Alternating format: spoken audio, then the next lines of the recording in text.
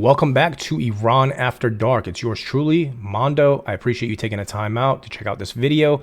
Everybody's time is valuable, so any time you dedicate to my channel, I greatly, greatly appreciate that. Please do leave a comment below. Any kind of engagement helps. Even if you hate it, leave a hate comment. I don't care. I won't censor you. And also hit that like button and subscribe and hit the notifications as well. I also just launched my Instagram channel as well. If you can follow me on there, I would greatly appreciate that. It's Iran.afterdark.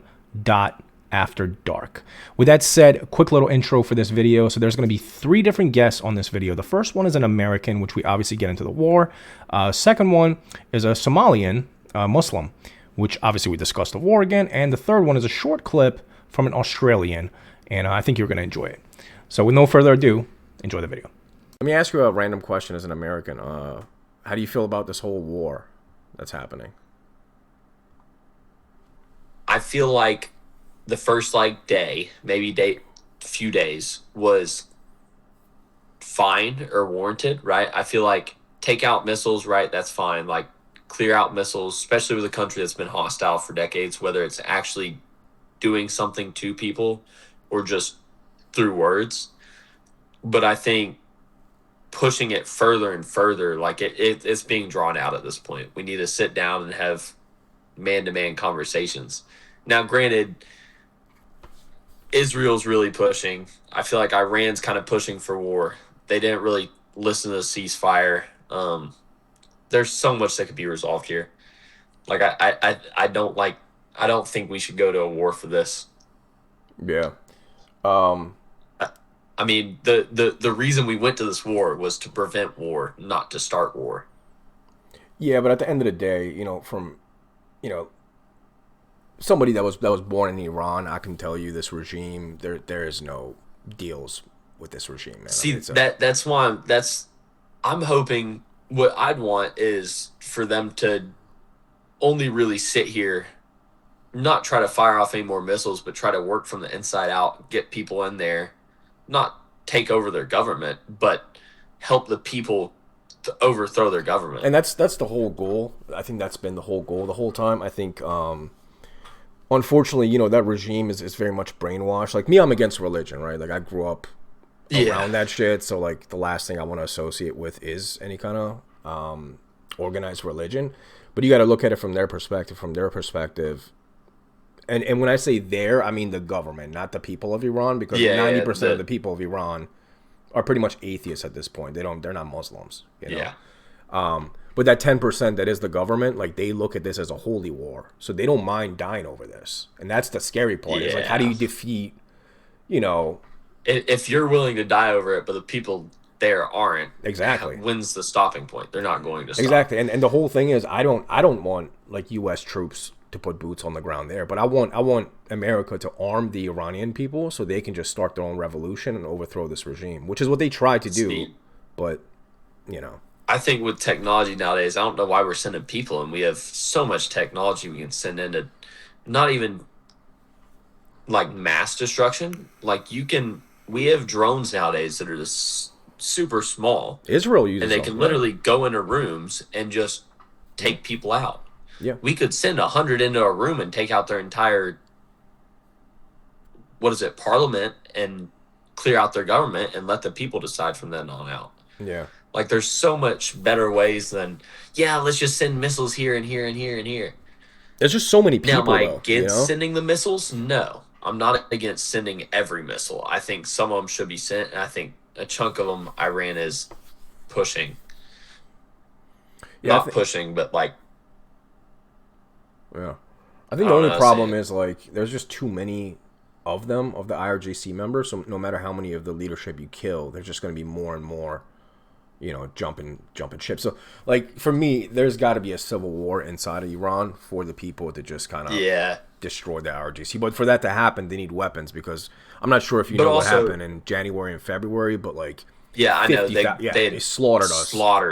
So, slaughtered people. Yeah. And that's why I'm glad the U.S. kind of did step in at a point and say, hey, we're not going to let you just slaughter your entire population just because they don't agree with you. Well, it benefits America also, because, at the end of the day, it's going to be a lot more money for America. To begin, we had very bad, like, we have bad relations with Iran now, but if we fix their government or help them fix it, we'll end up benefiting big time from the oil and all that. Yeah, absolutely.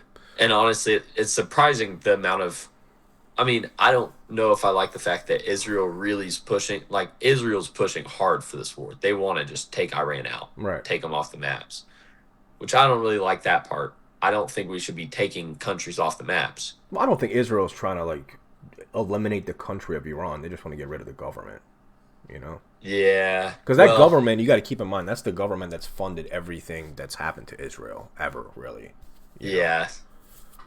I mean, Israel has a reason to be mad. Some people act like Israel doesn't just sits there and has no reason to be Yeah, mad. no, they've been They attacked have a many reason. times. Yeah, they've been attacked for decades. So, I mean, A lot of people forget how many times Israel gets attacked. They get attacked like 2, 3 times a year with bombs, missiles, and then when Israel walks back in there, they just 10 times the damage so that the country doesn't do it again. yeah.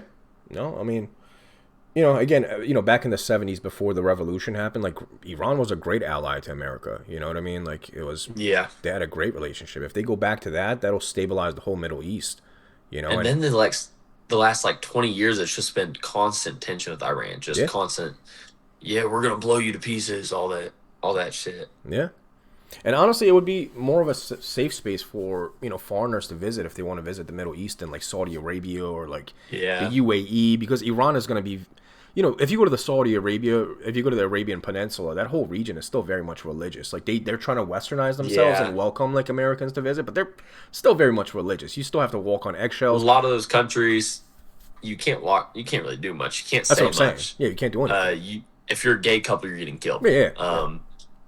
That's what I'm saying. At If very Iran recent opens version. up, like people are going to feel much more comfortable going there because Yeah, it's not going to be a Muslim country. Like there's going to be some Muslim, but it's not going to be, it's not going to be Sharia law like it is in most Muslim yeah, countries now. But you know, hey man, well it's a pleasure, man. It's nice to run into a sane yeah, person. I've been getting cursed out by Arabs all night, so yeah. nice to see somebody People that's are not like, sane.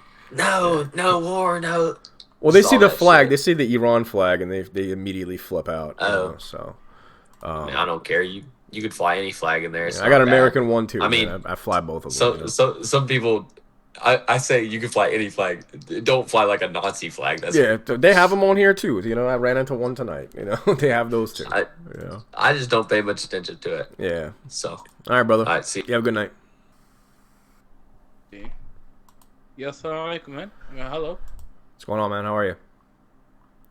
Oh, it's my bad. You're Iranian. My bad. You're Iranian, right? I am Iranian. Yeah.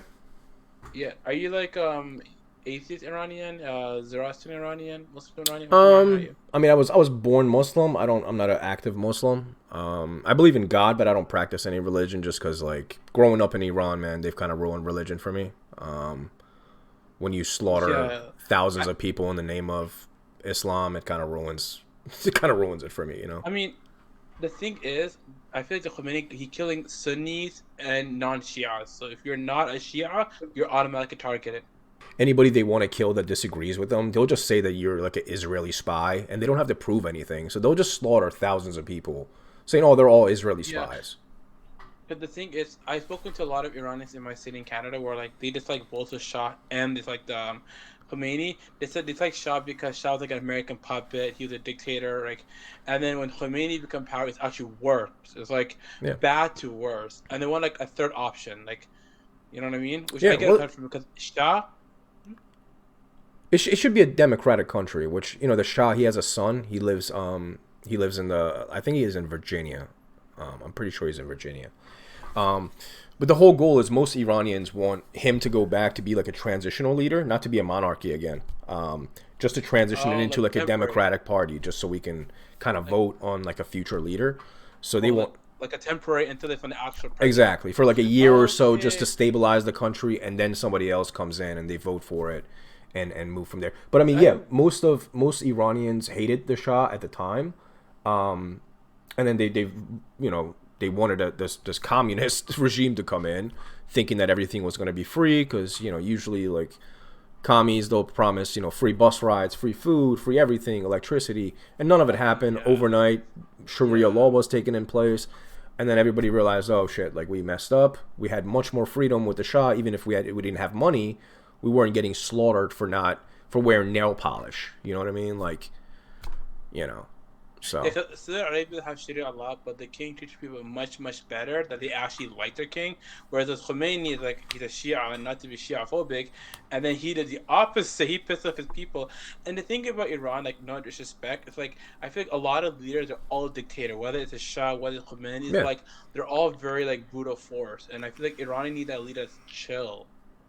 The But thing for is, me, though, like I'm very the thing that a lot of people misunderstand about the Shah, though, is a lot of the people that he was slaughtering, because, you know, he had his own secret police and all that was trained by the CIA. That's what a lot of people talk about. A lot of the people that he was slaughtering is the people that associated with Khomeini. So they were extremists. He wasn't just slaughtering, like, random people. He was killing people that were bringing problems to Iran. You know what I mean? That's the convenient people. People leave that part out conveniently, you know?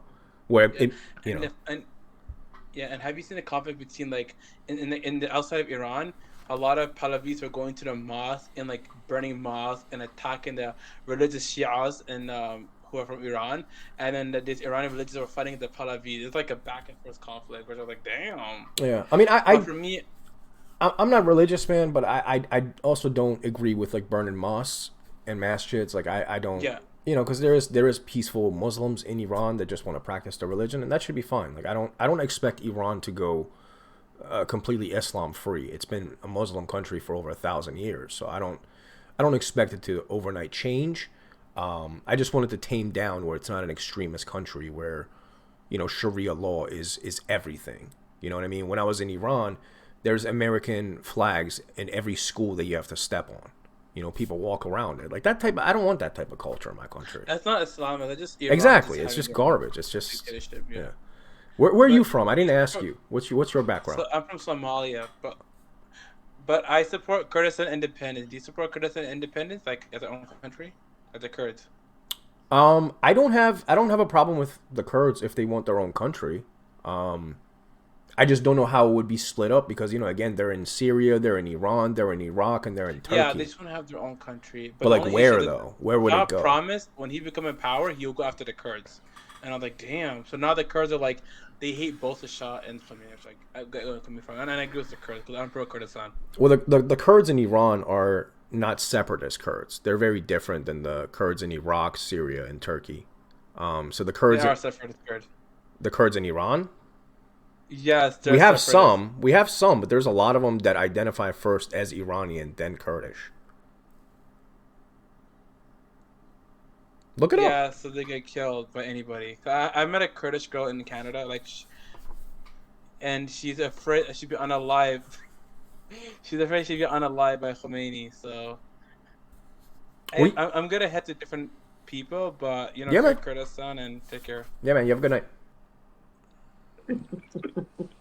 What's up, man? Hey, How's it going, man? Where you from? I'm in Australia, Melbourne. Like I meant like your ethnicity. Like what's your background? I don't look Australian. You said what? I don't look Australian. I don't know. What's your background? There's plenty of people in Australian that could be, I don't know, Persian, Israeli. I don't know. I mean, I'm American, but I mean, I'm Persian American. You support the regime or do you support the people of Iran? No, the people of Iran. Fuck the regime. Good man. Yeah. I can't see the flag. Oh, it's the old. See the It's flag the. up? It's the line in the sun. Yeah. You should have it hanging up I do. It's back there. proudly. It's not hanging up though. Yeah, it's a Hanging, big ass like, pole next to my TV, man. Open it up so that people can see it. Yeah, I got another one right next to me over here. I got plenty. You know. Good man. Yeah. All right, brother. Our views. What was that? No, go ahead. Ask your question. I was going to say the people's views in Australia are very different. People support the regime. I know it's disgusting. I hate seeing what's happening in Australia, Europe. It's disgusting. I hate it. So you support Trump? I wasn't the biggest Trump fan, but in this sense, yeah. Yeah. Yeah. Trump's the best. Yeah. You know, we need Trump. No, I definitely support him in this sense because, you know, a lot of people, you know, how many people have cursed me out on here and called me a warmonger saying, oh, you love to see your own people get bombed. stupid. They don't understand that this is like the only option we have, man. This is it. 100%. This is the only option we man. have. I'm with you. You know, they killed 50,000 of us in Ayatollah 2 has nights. You know, 2 nights of protest. They killed Yeah. 50,000 people. How are people supposed to overthrow a regime without a single gun? and it's ignored. It's ignored in the West. The West has said nothing about it. And that's what pisses me off, man. All these people that talk about 180 schoolgirls that died at the hands of Trump, quote unquote. These same people were quiet a month before that when the Ayatollah killed 50,000 people, including little schoolgirls too. They didn't say shit about that. But as soon as Trump killed anybody that's Iranian, now all of a sudden they start to care about Iranian people and lives. Where, you know, a month ago, where were all these feminists when they killed thousands of women for not wearing their hijab? You know, none of these feminists were out here. Jews and the hatred for Trump is bigger than anything moral. Absolutely. That's all it is. They just hate Israel and Trump, man. That's all it is. That's all it is. Exactly. All right, brother. Exactly. Pleasure to meet you, man. You have a good night.